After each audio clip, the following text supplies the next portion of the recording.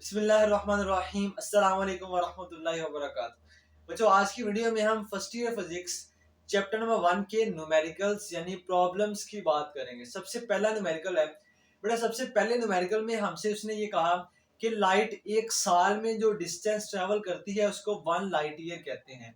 और उसके बाद उसने कहा how many meters light travel in 1 year, कि एक साल में लाइट कितने मीटर ट्रेवल करती है, यानी लाइट जो है एक साल में कितना सफर करती है। अब एक साल क्या है बेटा? एक साल हमारा टाइम है। टाइम हमारा कितना है? एक साल है। और क्या फाइंड करना है? हाउ मेनी मीटर्स, कितने मीटर ट्रेवल करती है, यानी डिस्टेंस कितना ट्रेवल करती है। और साथ में हमें उसने स्पीड ऑफ लाइट बताई है 3 इंटू 10⁸ मीटर पर सेकेंड। बेटा अगर गौर से देखिए तो टाइम का ऐसे यूनिट सेकंड होता है, ईयर नहीं होता। तो हमने ईयर को सेकंड में चेंज करना है। बच्चों कैसे करेंगे? एक साल में 365 दिन होते हैं और एक दिन में 24 घंटे होते हैं और एक घंटे के अंदर 60 मिनट होते हैं और बेटा एक मिनट में 60 सेकंड होते हैं। तो अगर हम इसको मल्टीप्लाई करें तो ये वैल्यू हमारे पास आ जाती है और ये वैल्यू सेकंड की फॉर्म में है। तो टाइम का ऐसे यूनिट सेकंड है, तो हमने ईयर को सेकंड में चेंज कर लिया। बेटा डिस्टेंस फाइंड करना है। फार्मूला क्या है? v is equal to distance over time. Distance किसके इक्वल बेटा हो जाएगा? टाइम इधर आके मल्टीप्लाई हो जाएगा। तो d is equal to v cross t। क्या करना है बेटा? v और t दोनों को आपस में मल्टीप्लाई करवा देना है। ये v की वैल्यू, ये t की वैल्यू, दोनों को हमने मल्टीप्लाई किया। 10⁸ को साइड पे लिख लिया। इसको और इसको मल्टीप्लाई किया तो बेटा ये आंसर आ गया हमारा। अब इसके बाद हमने यहां से पॉइंट उठाया और 9 के बाद लगाया और जितने डिजिट छोड़ के लगाया उतनी पावर हमने यहाँ पे ऐड कर दी। तो ये हमारा आंसर आ गया 9.46 इंटू 10⁻15 मीटर। और ये बेटा हमने फाइनल जो आंसर है वो हमने रिजल्ट की फॉर्म में लिखा। ये हमारा डिस्टेंस है 9.46 इंटू 10⁻15 मीटर। मुझे इसके बाद न्यूमेरिकल नंबर 2 का ये पार्ट है, ये इंपॉर्टेंट है। इसमें से अक्सर शॉर्ट क्वेश्चन आ जाता है, तीनों में से कोई ना कोई एक आ जाता है पेपर में।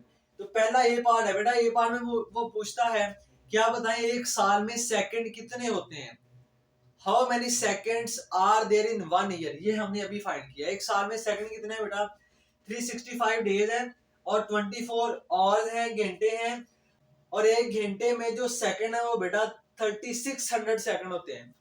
इनको मल्टीप्लाई किया तो ये हमारा आंसर आ गया। और ये आंसर हमारा क्या है? ये सेकंड की फॉर्म में है।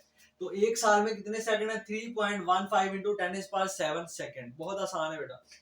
इसके बाद बच्चों बी पार्ट है। इसका बी पार्ट में हमसे वो कहता है कि आप बताएं एक साल में कितने नैनो सेकंड होते हैं। ए पार्ट में कहा एक साल में कितने सेकंड है, बी में कहा एक साल में कितने नैनो सेकंड है। क्या मतलब कि हमने सेकंड के साथ यहाँ पे नैनो भी लेके आना है, यानी एन लेके आना है, स्मॉल एन। तो हम मैथ में या फिजिक्स में कोई अपनी तरफ से किसी भी चीज को मल्टीप्लाई एंड डिवाइड नहीं कर सकते। कोई ना कोई रूल होना चाहिए। बेटा ये हमारे पास 1 ईयर है और ये इसमें इतने सेकंड होते हैं। अगर हम इसमें से इसको 1 को साइड पे लिख लें, 1 सेकंड को साइड पे लिख लें तो कोई फर्क नहीं पड़ेगा आंसर में। अब इसके बाद इसको समझे 1 नैनो सेकंड किसके बराबर है? 10⁻⁹ सेकंड के। अगर हम 10⁹ को इधर ले आए तो इधर आके ये +9 हो जाएगा। 10⁹ नैनो सेकंड किसके बराबर है? 1 सेकंड के। अब इस 1 सेकंड की जगह पे ये वाली वैल्यू पुट कर दें तो ये वैल्यू पुट की 10⁻9 नैनो सेकंड। तो ये जो इसका आंसर होगा वो हमारे पास नैनो सेकंड की फॉर्म में आ जाएगा।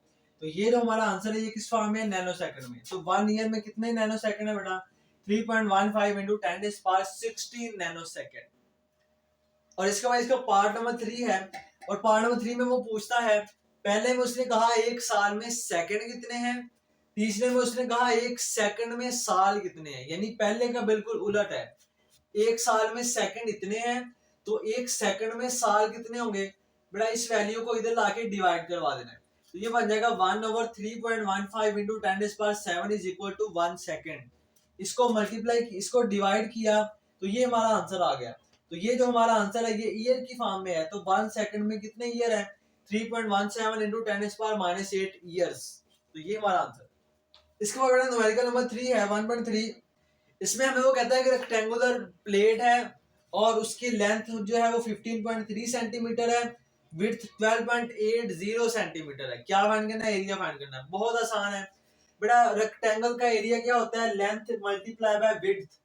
तो area is equal to length और विड्थ को हम मल्टीप्लाई करवा लेंगे तो ये हमारा आंसर आ जाएगा 195.84 सेंटीमीटर। अगले स्टेप में हम 8 को राउंड ऑफ कर देंगे तो यहाँ पे 5 की जगह पे 6 आ जाएगा, तो ये हमारा फाइनल आंसर आ जाएगा।